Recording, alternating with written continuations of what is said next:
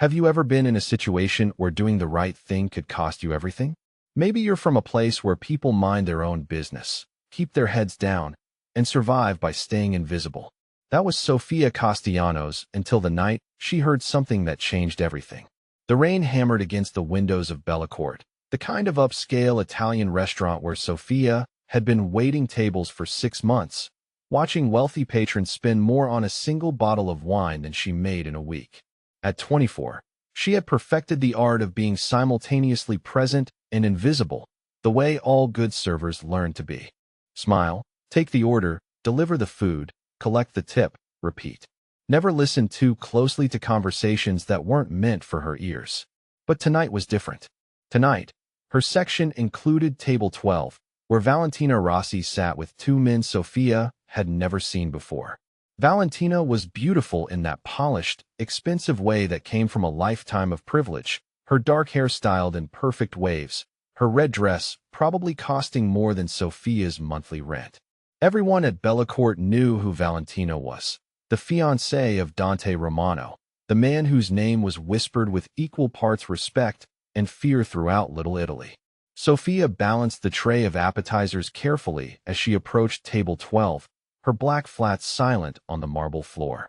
She had learned to move quietly during her mother's final months, when every footstep might disturb much-needed rest.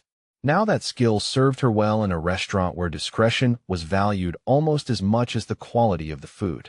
"Your calamari and bruschetta," she said softly, setting the plates down with practiced efficiency. The men at the table barely glanced at her, but Valentina offered a tight smile that didn't reach her eyes. "Thank you," Valentina said, her voice carrying the kind of authority that came from never being told no. The men resumed their conversation almost immediately, and Sofia began to turn away when the words froze her in place. "The engagement party is tomorrow night," one of the men was saying, his voice low but not quite low enough. "Romano will be distracted, sentimental. His guard will be down."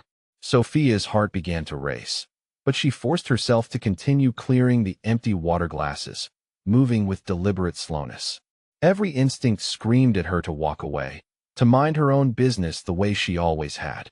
But something about the cold calculation in the man's voice made her stomach twist with dread. "The kitchen will be the best entry point," Valentina said, and Sofia nearly dropped the glass she was holding. The woman's voice was completely different now, stripped of its earlier warmth, sharp with purpose. "Dante always uses the service entrance when he wants to avoid the crowd. 11:30, after the toasts, but before the dancing starts." The second man leaned forward, his scarred hands folded on the white tablecloth. "And you're certain he won't suspect anything? After 3 years, he trusts you completely?" "Completely," Valentina confirmed, and something in her tone made Sofia's blood run cold. "He thinks I love him." Poor, lonely Dante, so desperate for someone to care about him instead of just his money and power. "He has no idea I've been feeding information to the Torino family for months." Sofia forced herself to move toward the next table, her mind racing. The Torino family. Even someone as deliberately disconnected from neighborhood politics as Sofia knew that name, knew it meant trouble for the Romanos. Her hands shook slightly as she refilled water glasses, the mundane task helping her maintain her composure while her thoughts spun frantically. She could walk away. Should walk away. Sofia Castellanos was a waitress struggling to pay off her mother's medical bills, not someone who got involved in the dangerous games played by people like Dante Romano and his enemies. She had survived 24 years by staying invisible, by not drawing attention to herself, by remembering that people like her didn't matter to people like them. But as she glanced back at table 12, where 3 people casually discussed murder over expensive wine, Sofia felt something shift inside her chest. Maybe it was thinking about her mother, who had raised Sofia to believe that doing the right thing mattered even when it was hard. Maybe it was the memory of every time someone with power had dismissed her as unworthy of basic respect. Or maybe it was simply that the idea of Dante Romano walking unsuspecting into an ambush made her feel sick in a way she couldn't ignore. The rest of her shift passed in a blur of routine tasks performed with shaking hands. Sofia took orders, delivered food, and collected payments while her mind raced through possibilities. She could call the police, but what would she tell them? That she had overheard fragments of conversation in a restaurant? By the time they investigated, if they investigated, it would be too late. Besides, the police in this neighborhood had a complicated relationship with the Romano family, and Sophia wasn't naive enough to believe they would rush to protect a mafia boss, legitimate businessman or not. She could simply do nothing. Pretend she hadn't heard anything, go home to her studio apartment, and try to forget the cold calculation in Valentina's voice. It was the smart choice, the safe choice, the choice someone like Sophia was supposed to make. But every time she closed her eyes, she saw her mother's face, heard her voice saying that sometimes the right thing and the safe thing were different, and when that happened, you had to choose who you wanted to be. By 10 o'clock, when the dinner crowd had thinned and table 12 had paid their bill and left, Sophia had made her decision. She retrieved a pen from behind the hostess stand and tore a small piece of paper from her order pad. Her handwriting was neat but hurried as she scrawled the words that would change everything. Your fiancé betrayed you. They're moving now. Kitchen entrance, 11:30 tomorrow. Trust me. She folded the paper twice, her hands steadying now that she had committed to action. Dante Romano came to Bellacourt every Thursday night, always alone, always requesting the same corner table where he could see both entrances and keep his back to the wall.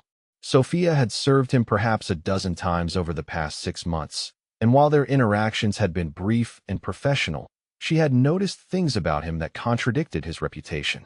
He always said please and thank you. He asked about the chef's recommendations rather than simply demanding the most expensive items. When the restaurant had been particularly busy, he had waited patiently rather than using his influence to demand immediate service. And once, when a nervous new server had accidentally spilled water on his expensive suit, Dante had simply smiled and told the kid not to worry about it. None of that made him a good man, Sophia reminded herself as she waited for him to arrive. He was still dangerous, still involved in activities that existed outside the law. But he was also a human being, and tomorrow night, 3 people planned to kill him in cold blood. Whatever else he might be, he didn't deserve to die because he trusted the wrong woman. At exactly 10:15, Dante Romano walked through the front entrance of Bellacourt. Sophia had noticed before that he moved differently than most people, with the kind of controlled grace that suggested he was always aware of his surroundings, always ready for trouble. Tonight, though, there was something almost relaxed about his posture, a slight smile playing at the corners of his mouth that she had never seen before. Tomorrow was his engagement party, she realized. Whatever his flaws, he believed he was going to marry a woman who loved him. He was dressed in a charcoal gray suit that had definitely been tailored specifically for his broad shoulders and lean frame, his dark hair styled in a way that managed to look both professional and slightly rebellious. Sophia had always thought he was handsome in an intimidating way, all sharp angles and intense dark eyes. But tonight she noticed the way his smile softened his entire face, made him look younger than his 32 years. He took his usual table without waiting to be seated, and Sophia felt her heart hammering against her ribs as she approached with a menu and water glass. This was it. Once she handed him that note, there would be no going back, no pretending she hadn't gotten involved. She would be connected to whatever happened next, for better or worse. Good evening, Mr. Romano, she said, setting down the water glass with hands that were steadier than she had expected. The usual table tonight? Dante looked up at her, and Sophia was struck by how completely his attention focused on her when she spoke. It wasn't the dismissive half-attention most wealthy customers gave their servers, but genuine engagement, as if what she had to say actually mattered to him. Sophia, right? He said, and she was surprised that he remembered her name. The usual would be perfect, thank you. She set the menu down beside his water glass, and along with it, the folded piece of paper. For a moment, their fingers brushed, and Sophia felt an unexpected jolt of awareness at the contact. His hands were warm, slightly rough in a way that suggested he did more than just give orders from behind a desk. Your server tonight will be Marcus, she said, improvising quickly. I just wanted to make sure you had everything you needed. Dante's fingers had already found the paper, palming it with the kind of smooth efficiency that suggested he was accustomed to receiving discreet communications. His expression didn't change, but something shifted in his dark eyes, a sharpening of attention that made Sophia's pulse quicken.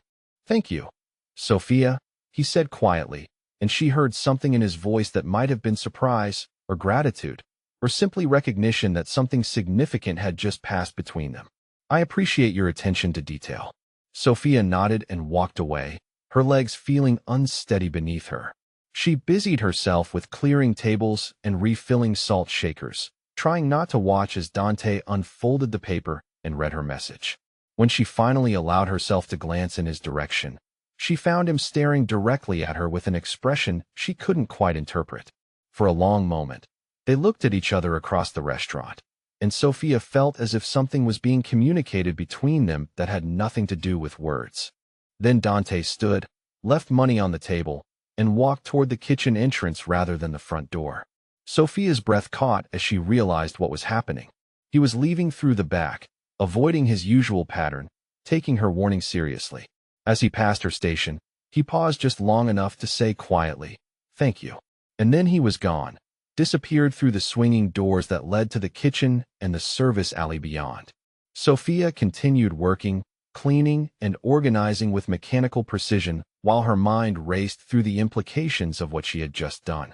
15 minutes later, 3 men in dark clothing entered through the front door, their eyes scanning the restaurant with predatory intensity. Sophia recognized 2 of them from table 12. Her heart hammered as she watched them search every corner, every booth, their frustration becoming more apparent as the minutes passed, and they failed to find their target. She had been right, and Dante Romano was alive because she had made the choice to warn him.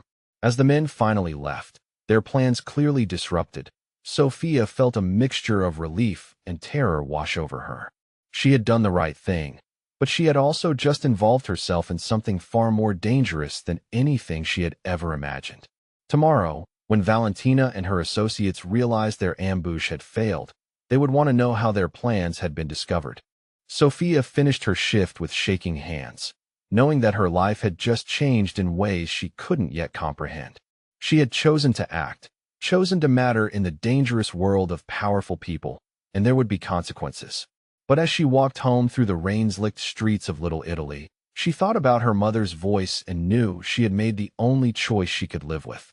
She just hoped she would live long enough to find out what came next. Sophia knew something was wrong the moment she turned onto her street and saw her apartment building's front door hanging open. She had lived in the same cramped studio for 3 years, and Mrs. Chun, the elderly landlady who lived on the first floor, never left the entrance unlocked, especially not at 7 in the morning. Her stomach dropped as she climbed the narrow stairs to the 3rd floor, each step echoing in the unusual silence of the building. Her door, painted the same dingy green as every other unit, stood slightly ajar, and Sophia could see that the wooden frame was splintered near the lock. Someone had kicked it in with enough force to send splinters across the hallway floor. Sophia's hands shook as she pushed the door open wider, revealing the destruction inside. Her small space had been methodically torn apart. The mattress lay askew, its contents spilling from deep slashes in the fabric. Every drawer had been pulled out and overturned, her clothes scattered across the floor like fallen leaves. The few photos she had of her mother lay in pieces, their frames shattered and glass grinding underfoot as she stepped inside. But it was the message spray painted across her bathroom mirror that made her blood freeze. "We know what you did." Sophia sank onto her overturned couch, her legs suddenly unable to support her weight.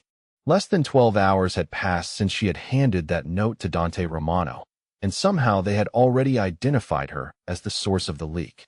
The rational part of her mind cataloged the damage, estimated what could be salvaged, wondered if her security deposit would cover the repairs. But the larger part of her consciousness was consumed by a terror so complete it felt like drowning. She should call the police. That was what normal people did when their homes were vandalized, when they received threats. But Sophia knew with crystalline certainty that the police would not be able to protect her from the kind of people who had done this. The same instincts that had kept her invisible and safe for 24 years were now screaming that she was in deeper trouble than any conventional authority could handle. The sound of heavy footsteps in the hallway made Sophia's heart stop entirely. They were coming back. She looked around frantically for somewhere to hide, some way to escape, but her studio apartment offered no options. The fire escape outside her window led to a 20-foot drop into an alley, and there was nowhere else to run. "Sophia?" Dante Romano's voice calling her name was the last thing she had expected to hear. She peered through the broken door frame and saw him standing in the hallway with two other men, all three of them surveying the damage with grim expressions. Dante was dressed more casually than she had ever seen him, in dark jeans and a leather jacket that emphasized the breadth of his shoulders. But there was nothing casual about the way his eyes swept the hallway, cataloging threats with professional efficiency. "I'm here," she called out, her voice smaller than she intended. Dante stepped through the doorway and stopped short when he saw the destruction inside her apartment. His jaw tightened, and Sophia watched something dangerous flash across his features before his expression settled into controlled calm.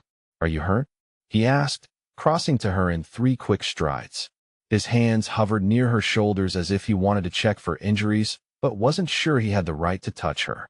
"No, I just got home from my morning shift at the diner," Sophia said, surprised by how steady her voice sounded when everything inside her felt like chaos. "I work 2 jobs," she added, though she wasn't sure why that detail seemed important to share. Dante nodded, and she noticed that his attention remained split between her and the room around them, constantly aware of potential dangers. "Pack whatever you need," he said. "You can't stay here." Sophia stared at him. "I can't just leave. This is my home. I have a lease, responsibilities." One of the men from the hallway appeared in the doorway, and Dante glanced at him briefly. "Marco, call Mrs. Chun. Tell her we'll cover all the damages plus 3 months' rent for her trouble. Have the door replaced today and post someone to watch the building." The man nodded and pulled out his phone, stepping back into the hallway to make the call. Sophia watched this exchange with growing bewilderment and alarm. Dante Romano was making decisions about her life, her apartment, her landlady, with the casual authority of someone accustomed to having his orders followed without question. "You can't just take over my life," she said, standing up from the couch with more confidence than she felt. "I appreciate the concern, but I can handle this myself." Dante looked at her with something that might have been admiration mixed with exasperation. "Sophia, you handed me a note that saved my life and probably the lives of 3 other men who would have been at that engagement party tonight. Valentina and the Torinos know exactly who you are now, which means you're not safe anywhere they can find you." "How do you know it was them?"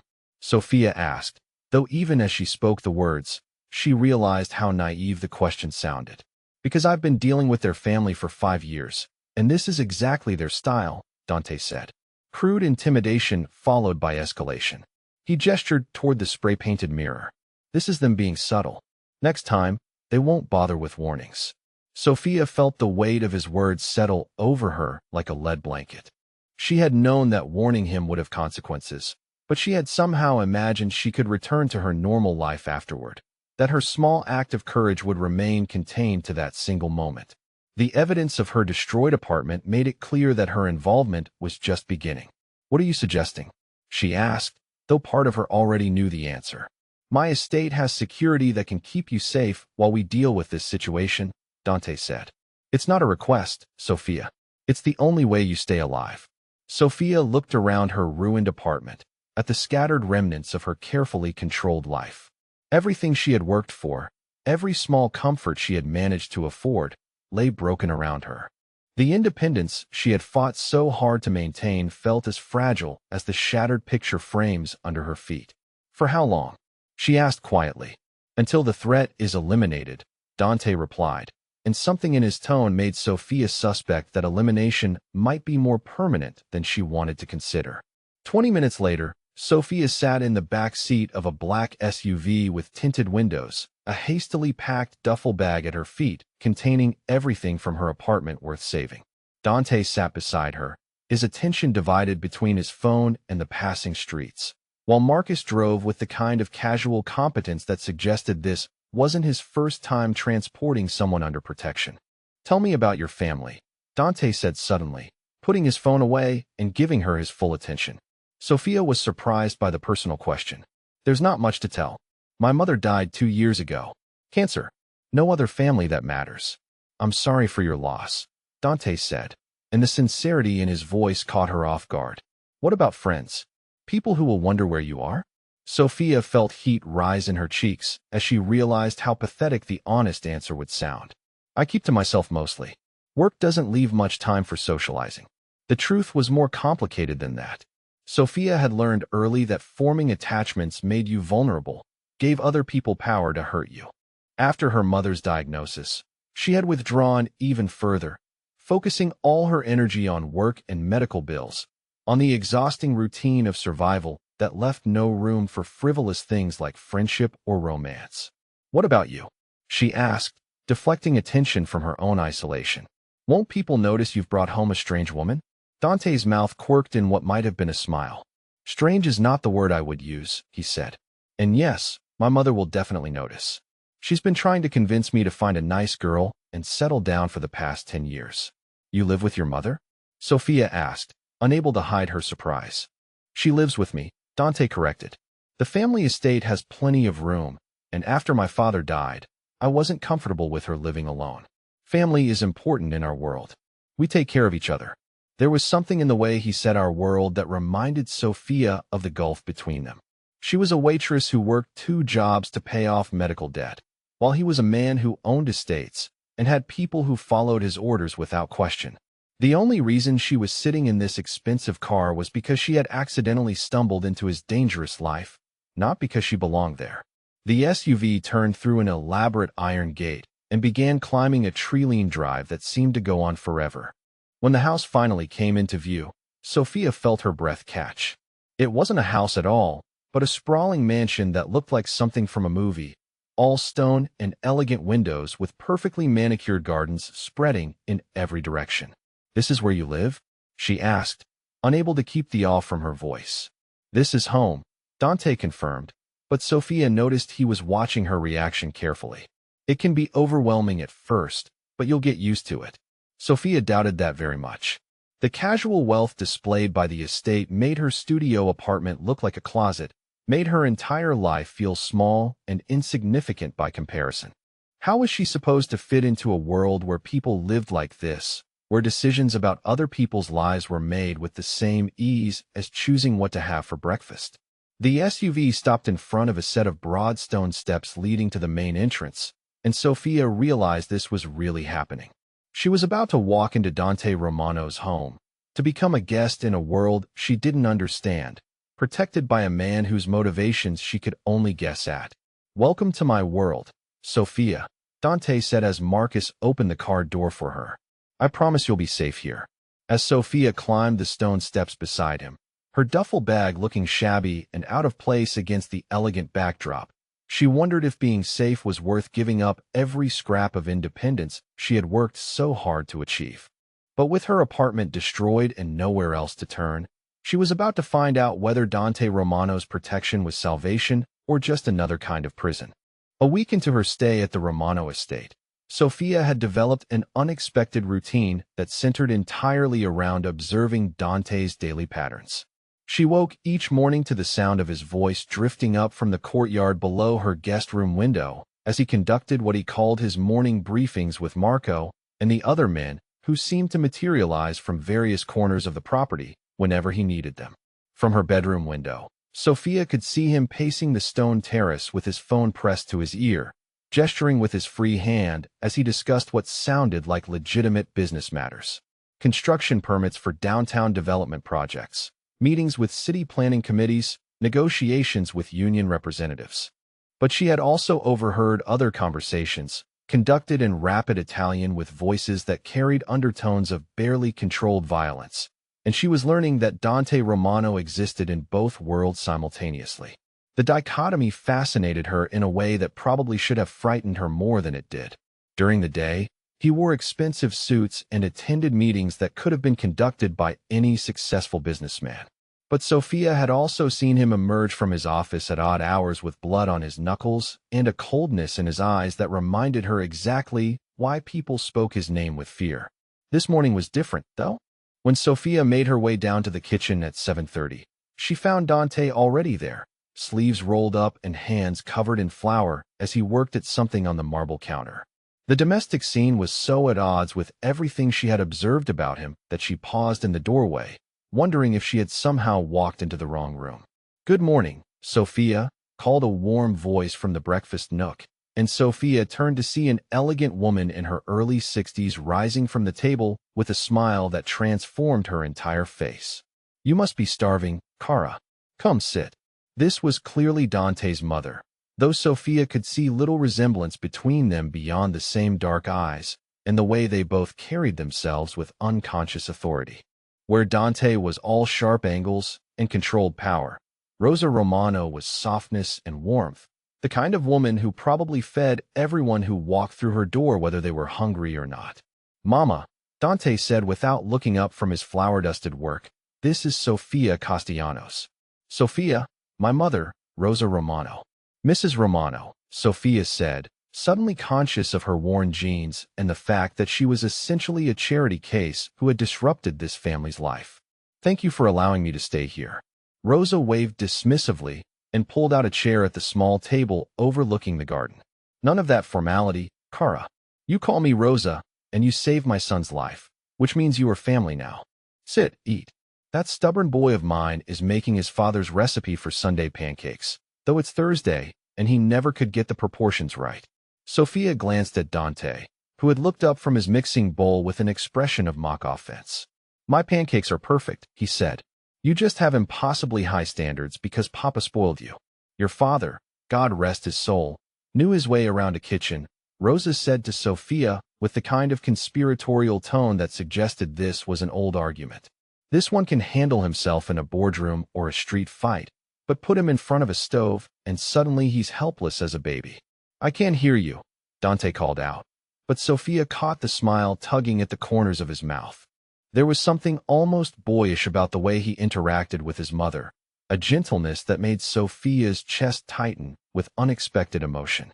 She had spent so many years being the caretaker, the responsible one, that watching someone else receive that kind of uncomplicated maternal love felt like observing a foreign language. "Tell me about yourself, Kara," Rosa said, settling back in her chair with the kind of attention that suggested she genuinely wanted to know. "Dante mentioned you work very hard. 2 jobs to support yourself." Sophia felt heat rise in her cheeks. "It's nothing special," she said. "Just waitressing and some morning shifts at a diner. I needed the money after my mother got sick, and I suppose I never stopped working once the habit formed." "What did your mother do?" Rosa asked gently. "She was a seamstress," Sophia said, surprised by how much she wanted to share with this woman who was essentially a stranger. "Very talented, made custom alterations for some of the high-end boutiques in Manhattan. But when the cancer came, her hands weren't steady enough for the detailed work anymore, and we lost most of her clients." Rosa reached across the table and covered Sophia's hand with her own, the gesture so natural and comforting that Sophia felt tears prick at the corners of her eyes. "You took care of her," Rosa said. "That's what family does. There's no shame in working hard to protect the people you love." From across the kitchen, Sophia could feel Dante's attention on their conversation, though he continued working at his pancake batter with apparent focus. She wondered what he was thinking, this man who lived in a world where protection meant violence and family loyalty was enforced through fear as much as love. "Here we go," Dante said, approaching the table with a plate of golden pancakes that actually looked perfectly prepared despite Rosa's teasing. He set them down in front of Sophia with a flourish that was probably meant to be playful, but somehow managed to be elegant instead. Sophia took a bite and felt her eyes widen in surprise. They were incredible, light and fluffy with just a hint of vanilla and something she couldn't quite identify. "These are amazing," she said, and meant it. "Don't sound so shocked," Dante said, sliding into the chair across from her with his own plate. "I may not be as accomplished as my father was, but I'm not completely useless in the kitchen." For the next hour, Sophia found herself relaxing in a way she hadn't experienced since before her mother's diagnosis. Rosa told embarrassing stories about Dante's childhood while he defended himself with mock indignation, and Sophia discovered that she was actually laughing, contributing to the conversation without the careful self-consciousness that usually characterized her interactions with new people. It wasn't until Rosa excused herself to tend to her garden that Sophia realized she and Dante were alone together for the first time since that night at the restaurant. The easy familiarity that had developed over breakfast shifted into something more charged, and Sophia became hyper-aware of the way Dante's eyes lingered on her face when he thought she wasn't looking. "Would you like to see my office?" he asked suddenly, standing and collecting their empty plates. "I spend most of my time there, and you should know where to find me if you need anything." Sophia followed him through a maze of elegant hallways lined with what she suspected were original oil paintings, until he stopped in front of heavy wooden doors that looked like they belonged in a medieval castle. His office was nothing like she had expected. Instead of the cold, intimidating space she had imagined, it was warm and lived in, with floor-to-ceiling bookshelves, a massive fireplace, and windows that overlooked the gardens where Rosa was now tending to her roses. "This is beautiful," Sophia said, drawn immediately to the wall of books. She had always loved to read, though working 2 jobs left little time for anything beyond the occasional paperback novel. "My father's collection," Dante explained, moving to stand beside her. He believed that knowledge was the most reliable form of power, said that understanding your enemies was more valuable than any weapon. Sophia ran her fingers along the leather spines, noting titles in English, Italian, and what looked like Latin. "What do you think?" she asked. "Do you agree with him?" Dante was quiet for a long moment, and when Sophia looked at him, she was surprised by the vulnerability in his expression. "I think he was right about a lot of things," he said finally, "but I also think he lived in a different world than the one I inherited. The old ways of doing business, the codes of honor that governed his generation, they don't work the same way anymore." Sophia sensed this was important, that he was sharing something he didn't discuss often. "What are you trying to do differently?" Dante walked to his desk and gestured to a stack of documents and blueprints. "I want to take the family legitimate," he said. "Construction, real estate development, import businesses that don't require anyone to look the other way. I want my children to be able to tell people what their father does for a living without shame." The mention of future children made Sophia's stomach flutter with an emotion she didn't want to examine too closely. "Why are you telling me this?" she asked. "Because you're living in my house, under my protection, and you deserve to know what kind of man I'm trying to be," Dante said. He moved closer, and Sophia caught the scent of his cologne mixed with something that was purely him. "Because you risked your life to save mine, and I think you have the right to know who you saved." Sophia looked up at him, struck by the sincerity in his dark eyes. She was standing close enough to see the small scar along his jaw, the way his hair fell across his forehead when he wasn't conscious of maintaining his perfect appearance. For the first time since arriving at the estate, she allowed herself to acknowledge the attraction that had been building between them, the way her pulse quickened whenever he entered a room. That evening, after a dinner where Rosa had insisted on hearing Sophia's entire life story and sharing several more embarrassing anecdotes about Dante's youth, Sophia found herself restless and unable to settle in her luxurious guest room. The silence of the estate at night was different from the city sounds she was accustomed to, and she found herself missing the familiar noise of traffic and neighbors that had always helped her fall asleep. She pulled on the silk robe that Rosa had insisted she needed and made her way downstairs toward the kitchen, thinking that perhaps some warm milk might help her relax. But when she pushed through the swinging doors, she found Dante already there, leaning against the counter with a glass of what looked like whiskey in his hand. "Couldn't sleep either?" he asked, and Sophia noticed that he had loosened his tie and rolled up his sleeves, making him look younger and less intimidating than usual. "Too quiet," Sophia admitted. "I'm used to the city." Dante smiled and moved to the refrigerator. "Warm milk?" he asked. "My mother's cure for everything from insomnia to heartbreak." Sophia found herself smiling back. "Does it work?" "For insomnia, sometimes," Dante said, pulling out a carton of milk and moving to the stove. "For heartbreak, the jury's still out." As he worked, Sophia studied his profile in the soft light of the kitchen. "Have you had much experience with heartbreak?" she asked before she could stop herself. Dante glanced at her, something unreadable in his expression. "More than I expected, less than I probably deserved," he said. "What about you?" Sophia considered the question seriously. "I think I've been too busy surviving to have time for the kind of relationships that lead to real heartbreak," she said. "My mother always said I was too careful with my heart, that I was missing out on the good parts of life by being so afraid of the bad parts." "And what do you think?" Dante asked, handing her a mug of warm milk that smelled faintly of vanilla and cinnamon. "I think maybe she was right," Sophia said softly. "I think maybe I've been so focused on staying safe that I forgot what I was staying safe for." They stood in comfortable silence for several minutes, sipping their drinks and listening to the quiet sounds of the house settling around them. Sophia felt something shifting between them, a recognition that they were both people who had built walls around themselves for different reasons, who understood the exhausting work of constantly maintaining control. "Thank you," she said suddenly. "For the milk?" Dante asked with a small smile. "For everything," Sophia said. "For protecting me, for bringing me here, for letting me see that you're not the man I thought you were when I handed you that note." "And what kind of man did you think I was?" Dante asked, moving closer until Sophia could see the golden flecks in his dark eyes. "Dangerous," she said honestly. "Cold. Someone who took what he wanted without caring about the cost." "And now?" Dante's voice was barely above a whisper. "Still dangerous," Sophia said, her heart racing as she realized how close they were standing. "But not cold. And maybe someone who protects the things he cares about instead of just taking them." For a moment, Sophia thought he might kiss her. The tension between them was palpable, electric, and she found herself swaying slightly toward him. But then Dante stepped back, running a hand through his hair with what looked like frustration.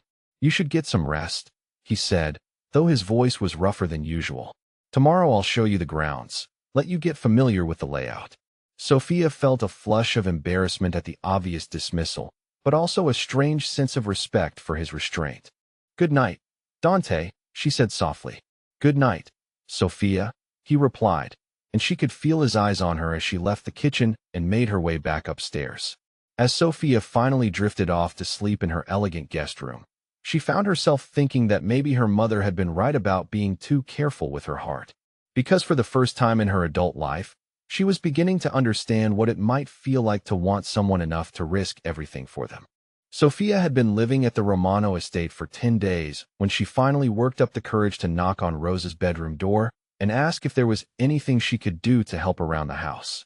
The guilt of being essentially a guest who contributed nothing had been eating at her, making every luxurious meal and comfortable night's sleep feel like charity she hadn't earned.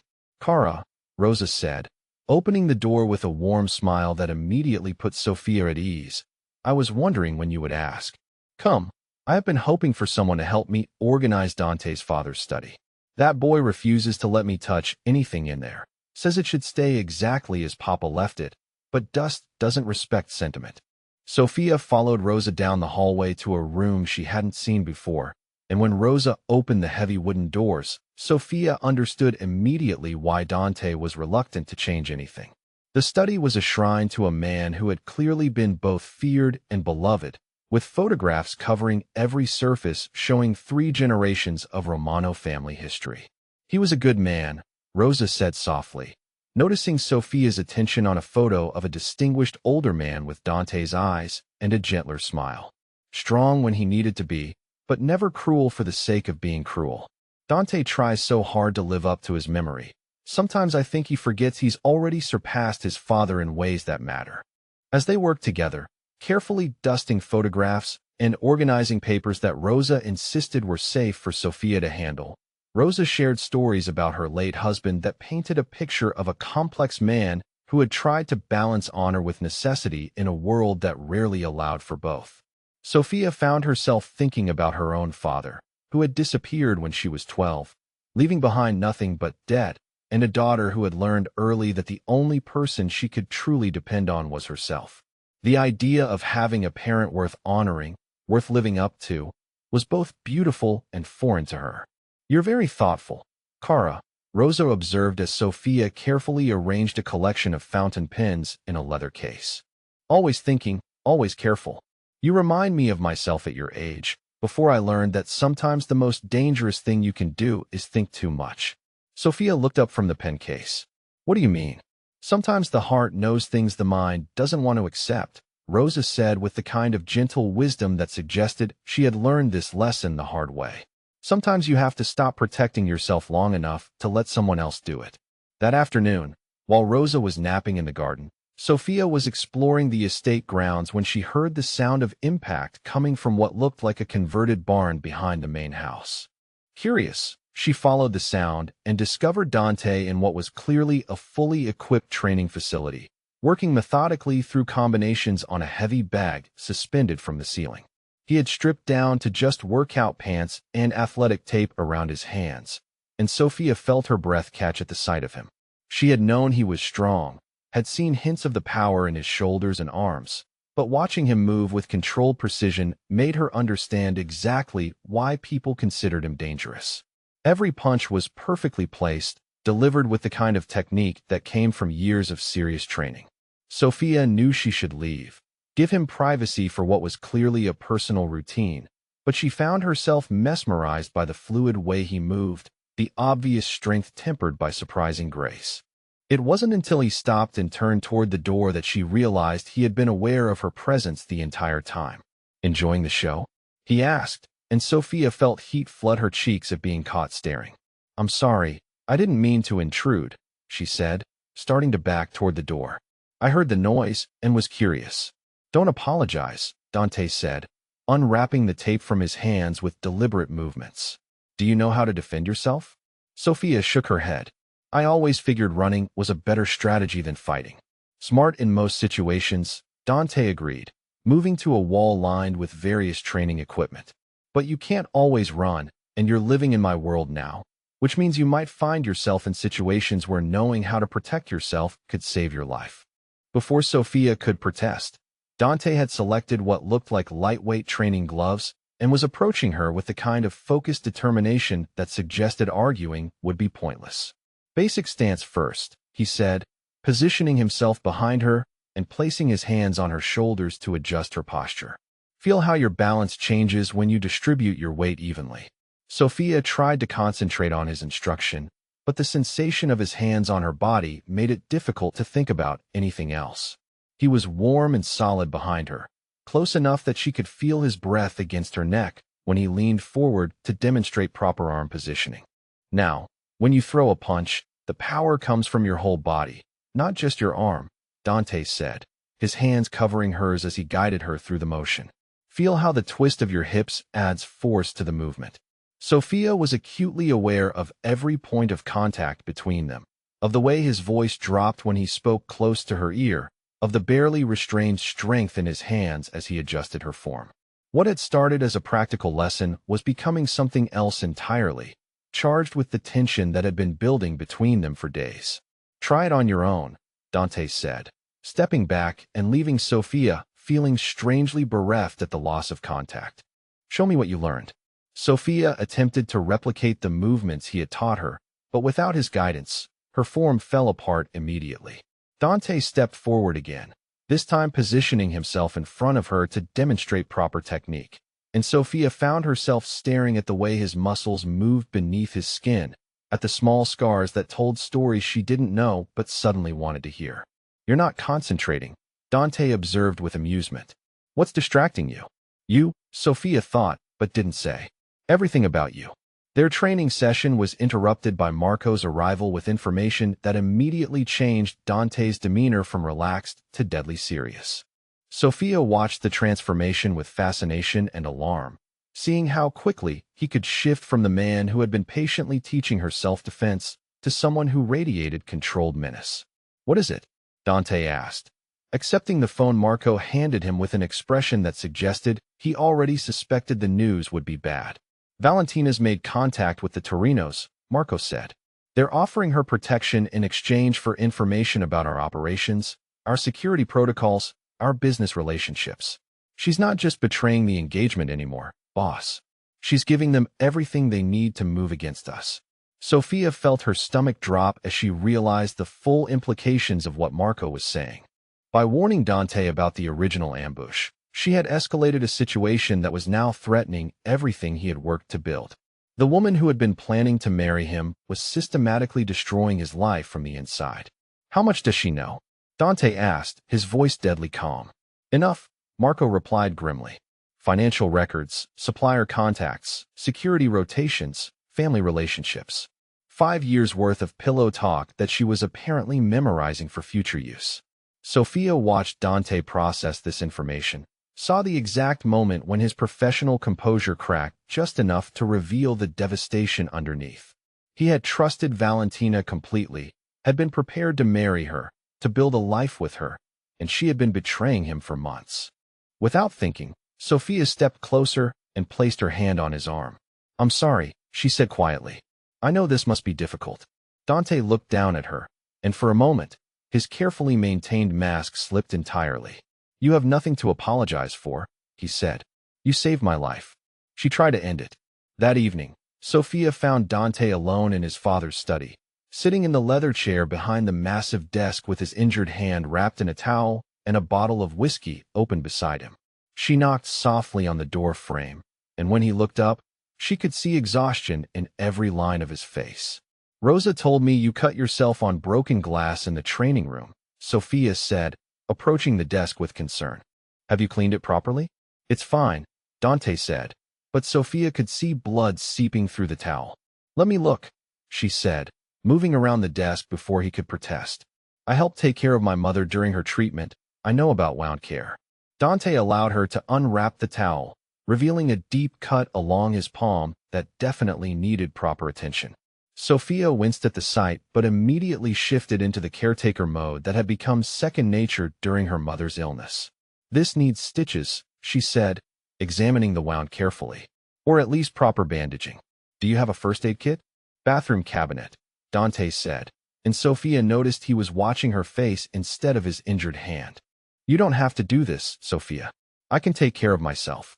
I know you can, Sophia said, returning from the bathroom with supplies. But that doesn't mean you have to. As Sophia carefully cleaned and bandaged Dante's hand, she was aware of his intense focus on her face, of the way he seemed to be memorizing every detail of her expression.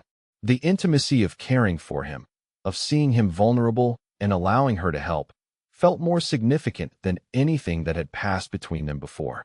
How did you do it? Dante asked suddenly. How did you take care of your mother when you were barely more than a child yourself? Sophia paused in her bandaging, surprised by the personal question. I don't know, she said honestly. I just did what needed to be done. When someone you love is suffering, you find strength you didn't know you had. She finished wrapping his hand and looked up to find him staring at her with an expression that made her pulse quicken.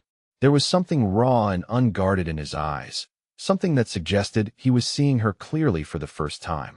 My father died when I was 22, Dante said quietly. Heart attack in his office, completely unexpected.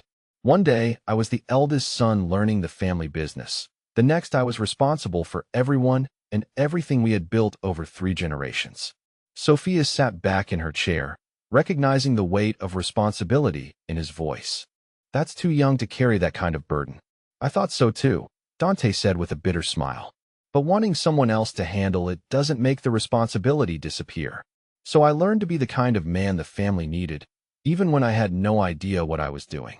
Is that why you want to go legitimate? Sophia asked. Because you want to be a different kind of leader than the circumstances forced you to become? Dante was quiet for a long moment, and when he spoke, his voice was softer than Sophia had ever heard it.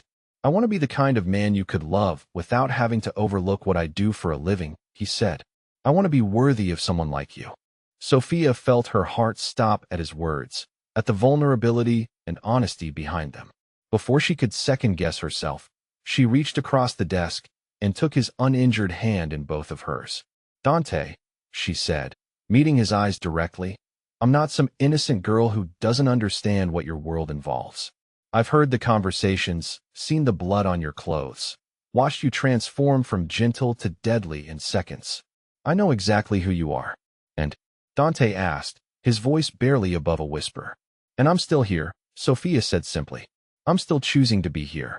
The thunder that had been rumbling in the distance finally broke into a full storm, rain lashing against the study windows as lightning illuminated the room in brief, dramatic flashes.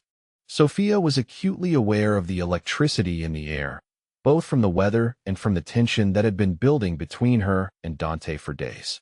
Sophia, Dante said, standing and moving around the desk until he was directly in front of her chair. I need you to understand that being with me, caring about me, means accepting that my enemies will see you as a weapon to use against me. It means living with the knowledge that loving me could get you killed. Sophia stood as well, bringing them close enough that she could see the golden flecks in his dark eyes, could feel the heat radiating from his body. I think I understood that the night I decided to warn you instead of minding my own business, she said. I think I've been making the choice to be part of your world ever since then." For a moment, they stood frozen, staring at each other while the storm raged outside, and the air between them crackled with barely restrained desire. Then Dante reached up and cupped her face with his uninjured hand, his thumb stroking gently across her cheekbone. "You could still leave," he said, though his eyes suggested that was the last thing he wanted. "I could arrange protection for you somewhere far from here, somewhere safe." "I don't want safe," Sophia said, surprising herself with the conviction in her voice. "I want you." When Dante kissed her, it was with the kind of desperate tenderness that suggested he had been fighting his feelings for far longer than she had realized.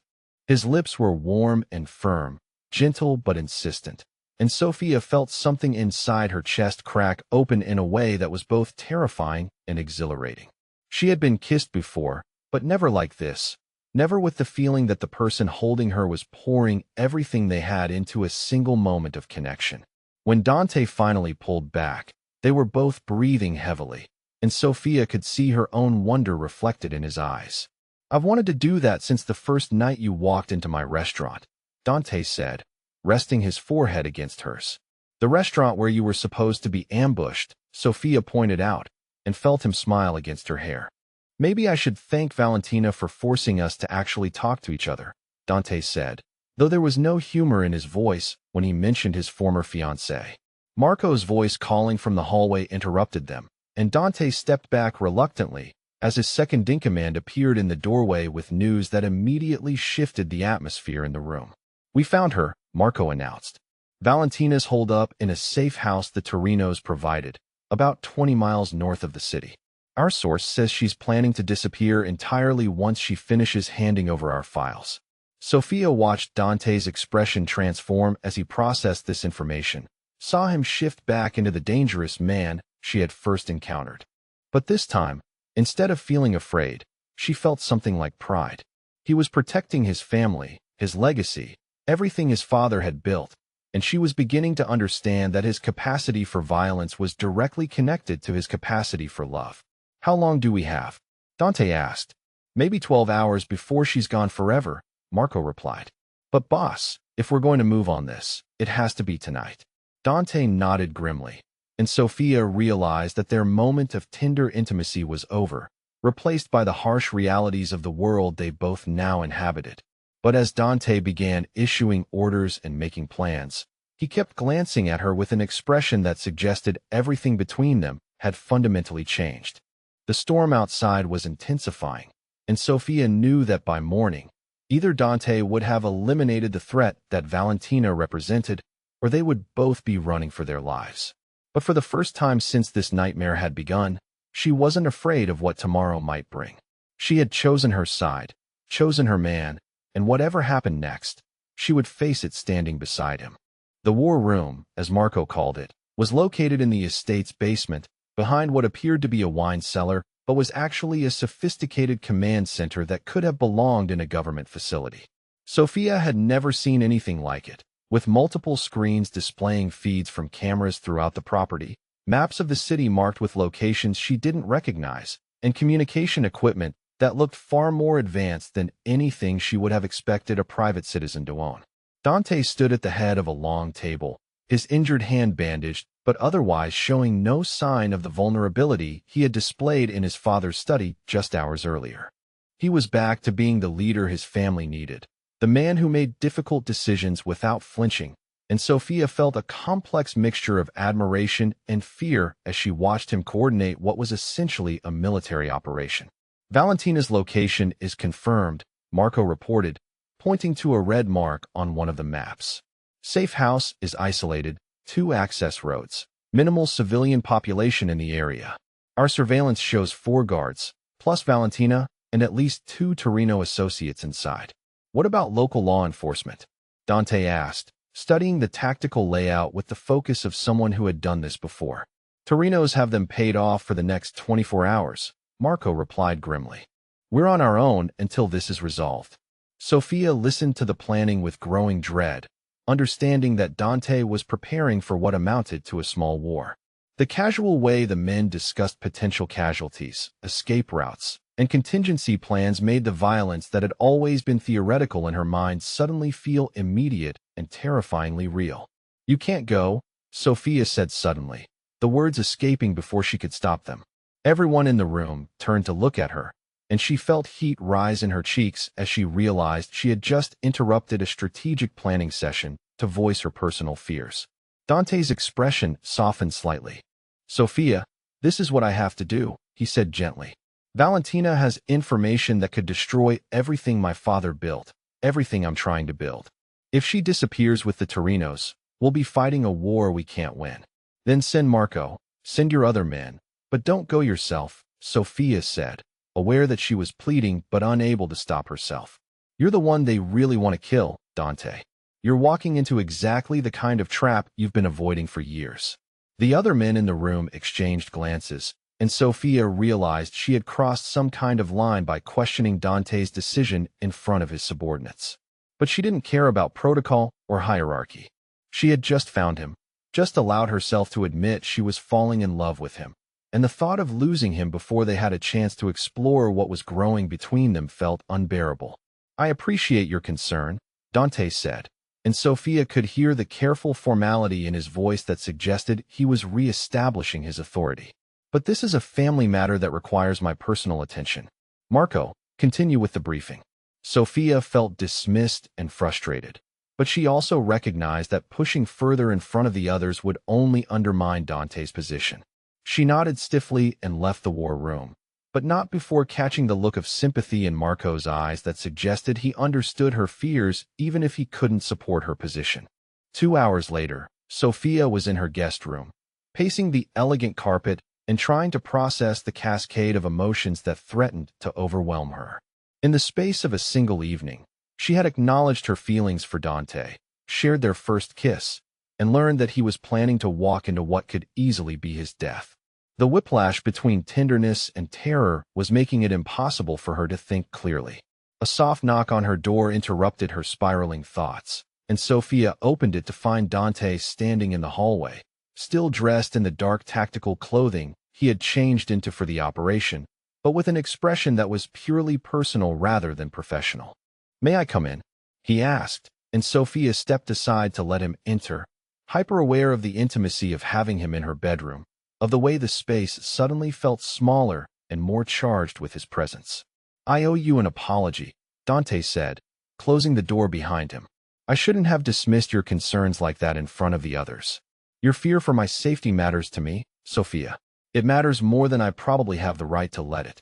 Sophia studied his face, seeing exhaustion and determination warring in his dark eyes. "You're still going, aren't you?" she said. "I have to," Dante replied, "but not because I don't value your opinion or your feelings. Because this is the only way to end this threat permanently, and until it's ended, you'll never be truly safe." Sophia felt something crack open in her chest at his words, at the realization that his decision was motivated by the same desire to protect her that was driving her fear for his safety. They were both trying to keep each other safe, but their instincts were pulling them in opposite directions. "I understand why you have to go," Sophia said quietly.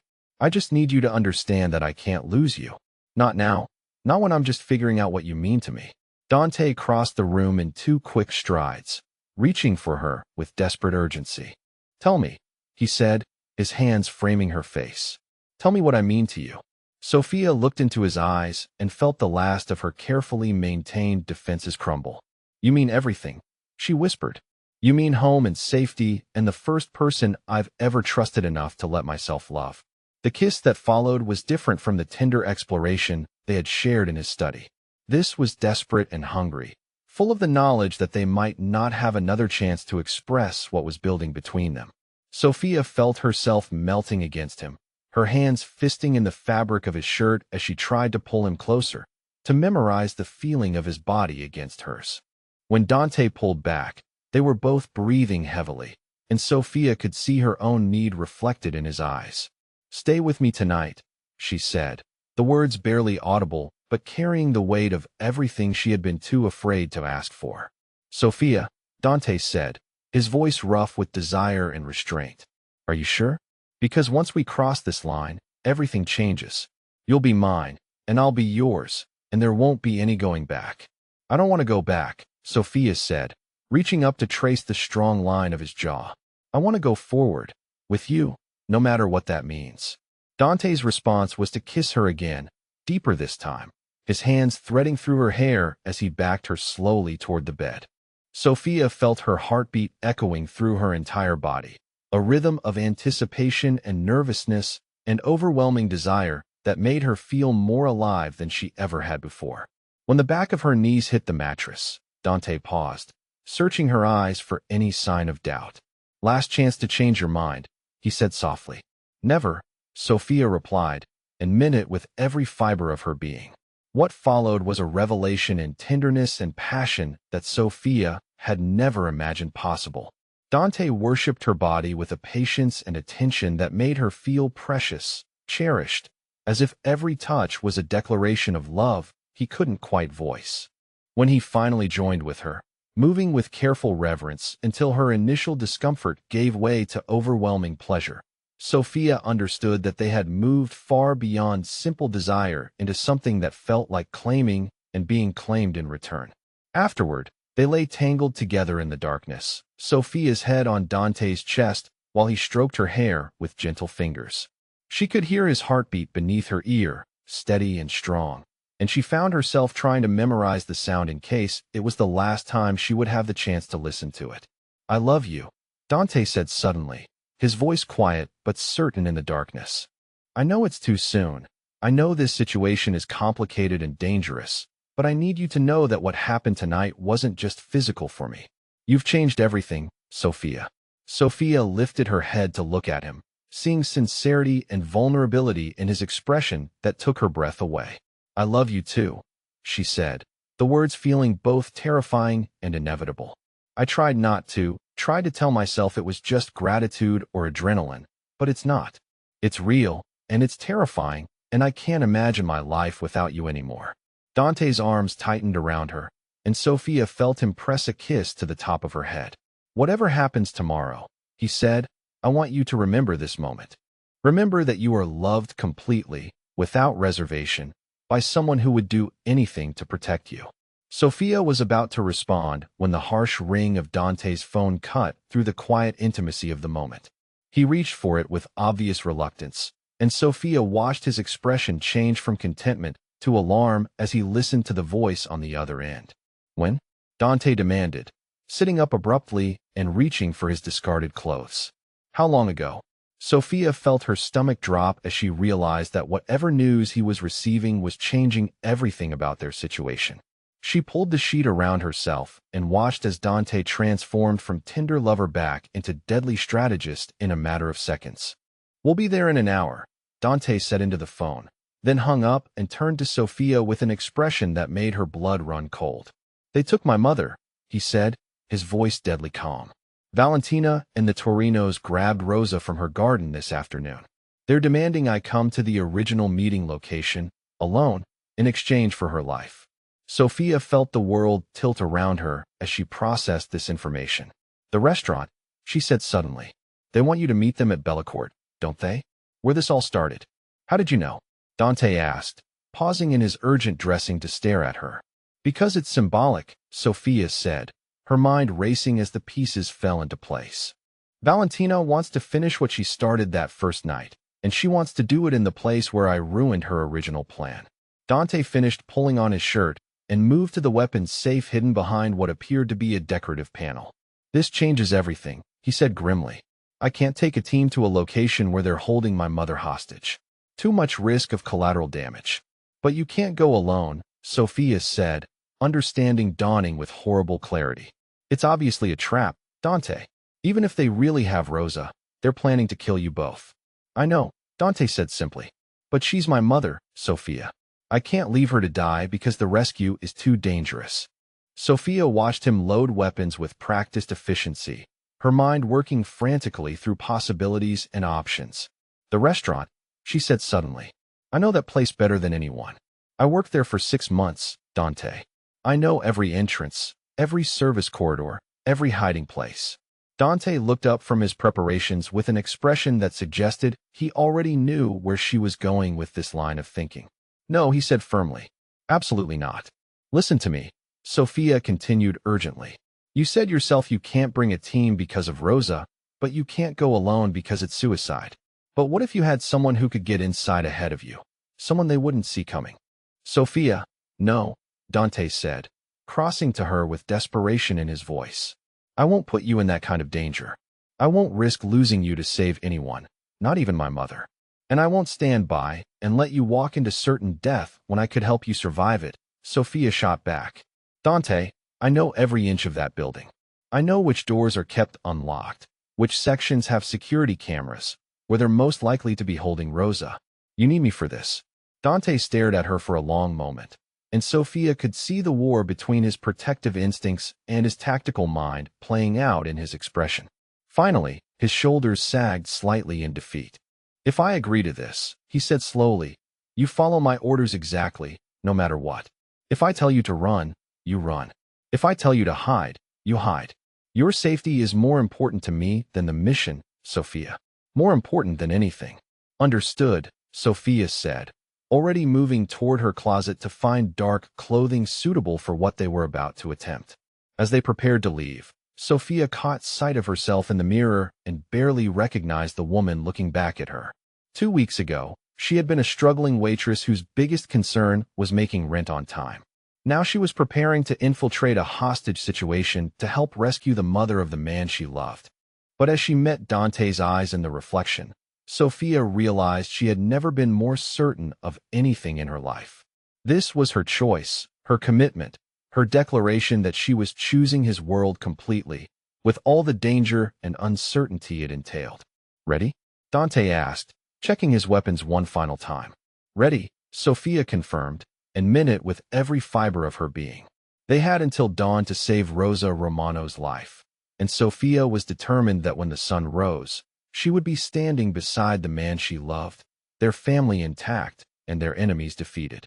The alternative was unthinkable, and she refused to consider any outcome that didn't end with all of them going home together.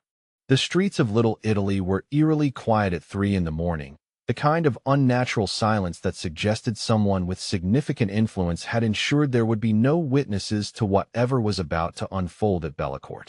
Sophia crouched in the narrow alley behind the restaurant, her heart hammering against her ribs as she watched Dante disappear around the corner toward the main entrance where Valentina was expecting him to arrive. The plan they had developed during the tense car ride was deceptively simple. Dante would enter through the front, drawing all attention to himself, while Sophia used the employee entrance she had accessed hundreds of times during her 6 months working at the restaurant. Her job was to locate Rosa and, if possible, create enough of a distraction to give Dante an advantage when the inevitable confrontation began. What they hadn't discussed, but what Sophia understood with crystal clarity, was that this was almost certainly a suicide mission. Valentina had no intention of releasing Rosa alive, and the Torino family had waited too long for an opportunity to eliminate Dante Romano to pass up what might be their last chance. But as Sophia picked the lock on the service door with skills she had learned during a brief period of teenage rebellion, she realized she felt strangely calm about the danger they were walking into. The kitchen was dark and empty, exactly as Sophia had expected, but she could hear voices coming from the main dining room beyond the swinging doors. Moving with the silent efficiency that had served her well during late-night shifts when she hadn't wanted to wake the other tenants in her building, Sophia made her way through the familiar maze of prep stations and storage areas toward the sound of conversation. Through a crack in the door, she could see that the restaurant's elegant dining room had been transformed into what looked like a tribunal. Rosa Romano sat tied to a chair in the center of the room, her silver hair disheveled, but her posture radiating the same dignified strength Sophia had observed in her garden. 3 men in expensive suits stood near the windows, their positioning suggesting they were guards rather than participants in whatever negotiation was about to take place. But it was Valentina who commanded Sophia's attention, dressed in a sleek black dress that probably cost more than Sophia had made in her best month at the restaurant, her beauty now cold and calculating rather than warm and inviting. She was speaking rapidly in Italian to someone Sophia couldn't see, her voice carrying the kind of authority that suggested she was far more involved in this operation than just a betrayed fiancé, seeking revenge. Where is he? Valentina demanded in English, glancing at an expensive watch. Dante should have been here by now. He'll come, replied a voice that Sophia recognized as belonging to one of the men from Table 12, the night she had overheard the original conspiracy. He won't risk his mother's life, even if he suspects it's a trap. Of course he suspects it's a trap, Valentina said with bitter laughter. Dante Romano doesn't trust anyone, which is why it took me 3 years to get close enough to gather the intelligence you needed. But he has one weakness, one blind spot that will always make him predictable. And what's that? The man asked. He actually loves the people he protects, Valentina replied with disgust. He thinks family means something beyond strategic advantage. That's what makes him weak, and that's why tonight he dies. Sophia felt cold fury wash through her at Valentina's words, at the casual way she dismissed the very qualities that made Dante worth loving. But her anger was interrupted by the sound of the restaurant's front door opening, followed by Dante's voice calling out with the kind of controlled calm that suggested he was prepared for violence. I'm here, as requested, Dante said, and Sophia could hear him moving cautiously through the dining room. Where's my mother? Right where you can see her, Valentina replied, and Sophia heard the distinctive sound of multiple weapons being drawn simultaneously. Though not where you can reach her. Sophia knew this was her moment. While all attention was focused on the confrontation in the main dining room, she had perhaps 60 seconds to reach Rosa and attempt to free her before the shooting started. Moving with desperate silence, she slipped through the kitchen doors and began working her way around the perimeter of the room, staying low behind overturned tables and decorative plants. Rosa's eyes widened slightly when she spotted Sophia approaching, but the older woman had the presence of mind to maintain her expression of resigned dignity rather than alert her captors to Sophia's presence. Working quickly, Sophia began cutting through the ropes binding Rosa's hands with the small knife she had taken from the restaurant's kitchen, her fingers steady despite the adrenaline coursing through her system. You look disappointed, Dante said to Valentina, his voice carrying the kind of dangerous calm that Sophia had learned to recognize as a prelude to violence. Were you expecting someone else to walk through that door? I was expecting the love-struck fool who proposed to me 6 months ago, Valentina replied. The man who actually believed I could love someone whose hands are covered in blood, who thinks money and power can buy respectability. Sophia finished cutting Rosa's bonds, just as Valentina's voice rose with genuine anger, providing perfect cover for the sound of Rosa's sharp intake of breath as circulation returned to her hands. The older woman squeezed Sophia's shoulder in silent thanks, then gestured toward a service corridor that would take them away from the main confrontation. But Sophia hesitated. She could hear the tension escalating in the dining room, could sense that the conversation was about to turn deadly, and every instinct screamed at her to help Dante rather than flee to safety. Rosa seemed to understand her conflict, because she leaned close and whispered the words that made Sophia's decision for her. He needs you to be safe more than he needs you to fight beside him, Rosa said urgently. Give him the gift of knowing you survived this. The sound of the first gunshot made both women flinch, followed immediately by the crash of overturned furniture and shouted commands. Sophia grabbed Rosa's arm and pulled her toward the service corridor, even as her heart screamed at her to run toward the sound of violence rather than away from it. They had almost reached the kitchen when Sophia heard Dante cry out in what sounded like pain, followed by Valentina's voice raised in triumph. He's down. Take him alive. I want him conscious for what comes next. Sophia felt something snap inside her chest at those words. Rosa was safe, which had been the primary objective, but Dante was now captured and at the mercy of people who had been planning his death for months. The smart thing, the safe thing, would be to get Rosa to the car and call for backup. But Sophia had learned over the past 2 weeks that love didn't always align with strategy. Get to the alley, Sophia whispered to Rosa, pressing the car keys into the older woman's hands. If I'm not out in 5 minutes, drive to the estate and tell Marco what happened. Before Rosa could protest, Sophia was moving back toward the dining room, her mind racing through options and possibilities. She had no weapons, no training, and no backup. But she had something Valentina's people didn't expect: complete familiarity with the building's layout and a desperation that made her willing to take risks no sane person would consider. The restaurant's lighting system was controlled by a panel near the kitchen entrance, a fact Sophia remembered from the countless times she had been responsible for closing procedures. Working with the kind of focus that came from absolute necessity, she managed to plunge the dining room into complete darkness just as she heard Valentina demanding that someone find out what had happened to the lights. In the chaos that followed, Sophia heard Dante's voice calling her name with desperate urgency, and she realized he had spotted her before the lights went out. Using the confusion and her intimate knowledge of the room's layout, Sophia began moving toward where she had last heard his voice, guided by the sounds of struggle and muffled curses from his captors.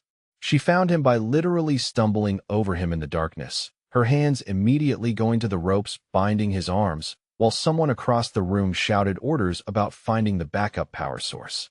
Dante's hands were tied behind his back, but he was conscious and alert, whispering urgent instructions as Sophia worked to free him.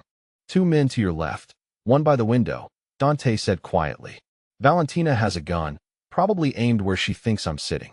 When I say go, stay low and head for the kitchen. What about you?" Sophia whispered back, finally managing to loosen the knots enough for Dante to work his hands free. "I'll be right behind you," Dante replied, but something in his tone suggested that might not be entirely true.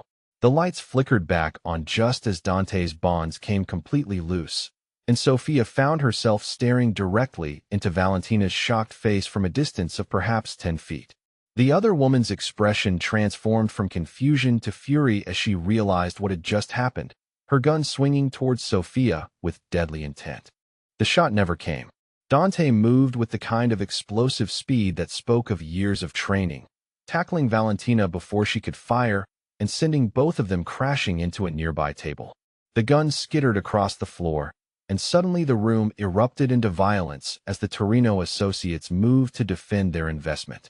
Sophia found herself in the middle of a firefight with no clear sense of who was shooting at whom, but with crystal clarity about her primary objective, staying alive long enough to help Dante finish this.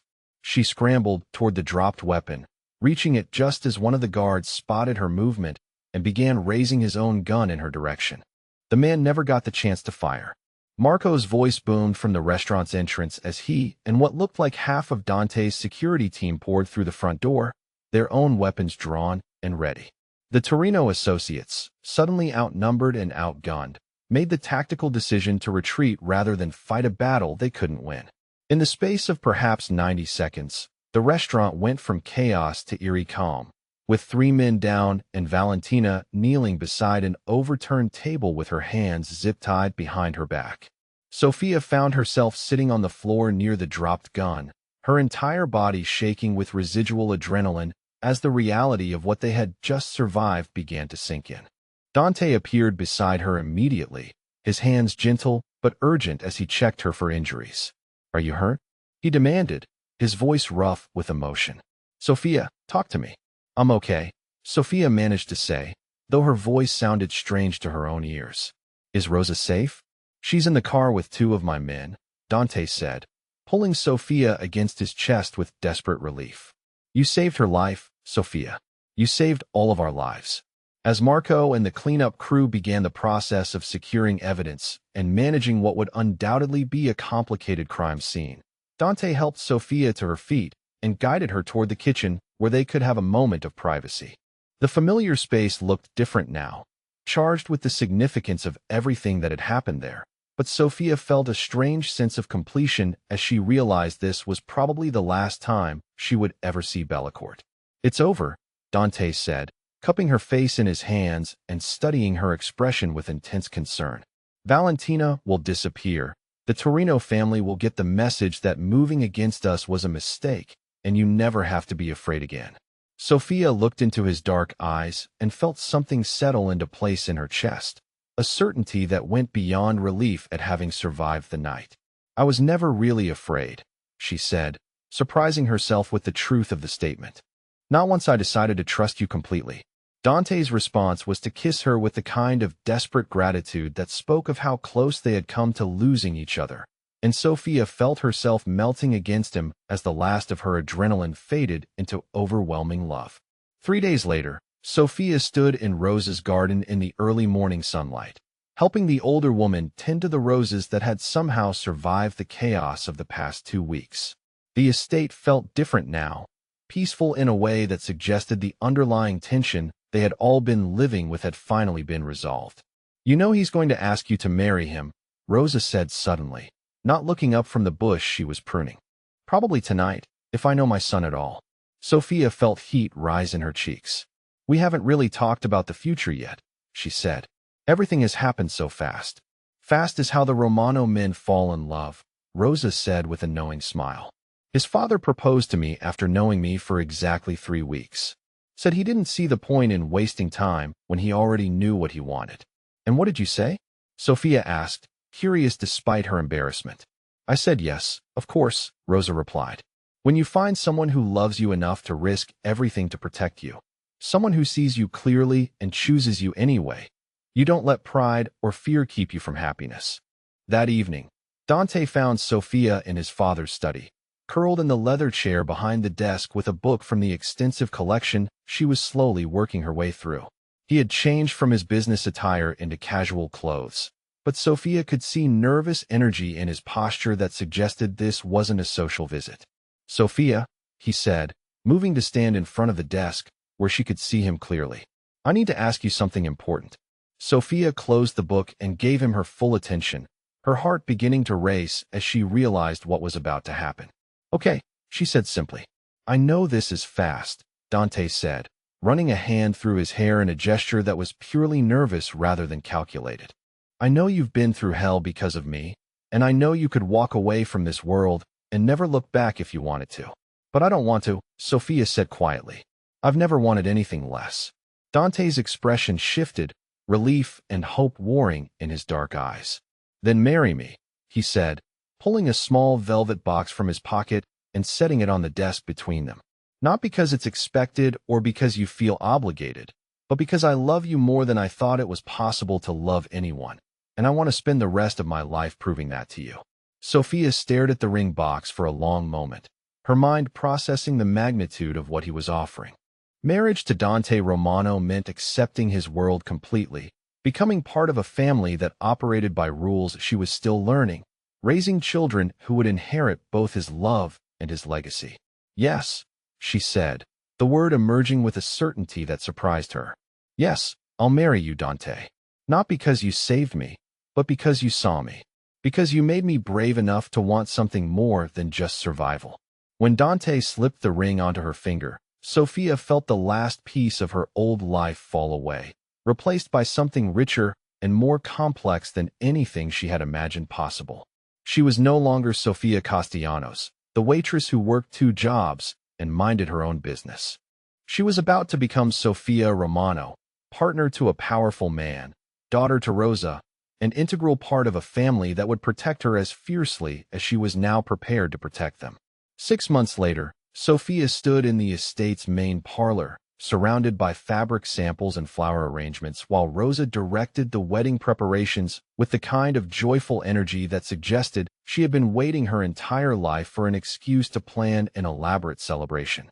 The business transformation Dante had been working toward was finally beginning to show results, with 3 major construction contracts secured and a development deal that would bring legitimate millions into the Romano coffers.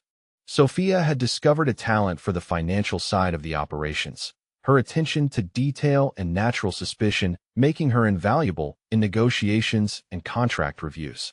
More importantly, she had found her place in the family dynamic that extended far beyond just Dante and Rosa. Marco had become something like an older brother, protective but teasing, while the various cousins and associates who regularly appeared at family dinners had accepted her with the kind of warmth that suggested her loyalty had been tested and proven. "Are you nervous?" Rosa asked, catching Sophia staring out the window toward the garden where the ceremony would take place in just a few hours. "About marrying Dante?" Sophia replied with a smile. "Not even a little." "About becoming part of this family officially?" Rosa pressed, her expression more serious. "Because I want you to know, Kara, that once you take our name, you're one of us completely. All the protection and responsibility that comes with it." Sophia thought about the path that had brought her to this moment, From the terrified waitress who had overheard a conspiracy to the woman who was about to pledge her life to the most dangerous and loving man she had ever met. "I'm ready," she said with complete conviction. When Dante appeared in the doorway of the parlor, dressed in a perfectly tailored charcoal suit and looking so handsome that Sophia felt her breath catch, she realized that ready didn't begin to cover how she felt. She was eager, grateful, and deeply in love with the life they were about to build together. As they walked toward the garden where their families waited, Sophia caught sight of her reflection in the hallway mirror and barely recognized the confident, radiant woman looking back at her. But when Dante squeezed her hand and whispered that he loved her, she knew that this version of herself was who she had always been meant to become. The ceremony itself was intimate but elegant, with Rosa crying happy tears and Marco serving as best man with obvious pride. When Dante promised to love and protect Sophia for the rest of his life, his voice was steady with conviction, and when Sophia promised to stand beside him no matter what challenges they faced, she meant every word with her entire heart. But it was during the reception, as Sophia danced with her new husband while their family and friends celebrated around them, that she realized how completely her life had been transformed. 6 months ago, she had been alone in the world, working herself to exhaustion just to survive. Now she was surrounded by people who would die to protect her, married to a man who loved her with the kind of fierce devotion she had only read about in books, and looking forward to a future that promised adventure and passion and the kind of happiness she had never dared to hope for. Have you ever found yourself in a place so different from where you started that you barely recognize your own life? Sophia thought as Dante spun her around the dance floor. That's exactly how she felt, and she couldn't imagine wanting to be anywhere else. As the evening wore on and the guests began to drift away, Sophia found herself alone with Dante in the garden where they had exchanged vows. The fairy lights Rosa had insisted on stringing through the trees, creating a magical atmosphere that made everything feel like a dream. "Any regrets?" Dante asked, pulling her close as they swayed to music only they could hear. "Just one," Sophia replied, smiling up at him with mischievous eyes. Dante's expression grew concerned. "What's that?" "I regret waiting so long to realize that the best things in life are worth risking everything for," Sophia said, reaching up to trace the line of his jaw with gentle fingers. When Dante kissed her beneath the stars, Sophia tasted their entire future in that single moment of connection. There would be challenges ahead, she knew. The world they inhabited would never be entirely safe, and building a legitimate empire from a criminal one would require sacrifices and compromises she couldn't yet imagine. But there would also be mornings in Rosa's kitchen, sharing coffee and laughter while planning their days. There would be quiet evenings in his father's study, reading together while a fire crackled in the fireplace. There would be family dinners filled with warmth and chaos, and eventually, God willing, there would be children who would grow up surrounded by the kind of love and protection that Sophia had always dreamed of providing. As they walked hand in hand back toward the house where their life together was waiting, Sophia placed her free hand over her stomach where she suspected their first child was already beginning to grow. It was too early to be certain, too soon to share the news even with Dante, but she had a feeling that by their first anniversary, the Romano family would have a new member to celebrate. And in a year when they looked back on this night, Sophia knew they would remember it as the moment when everything truly began, when two people who had saved each other's lives decided to spend forever proving that love was worth any risk, any danger, any sacrifice required to protect it. The future stretched ahead of them, bright with possibility and rich with promise, and Sophia Romano had never been more ready to embrace whatever came next.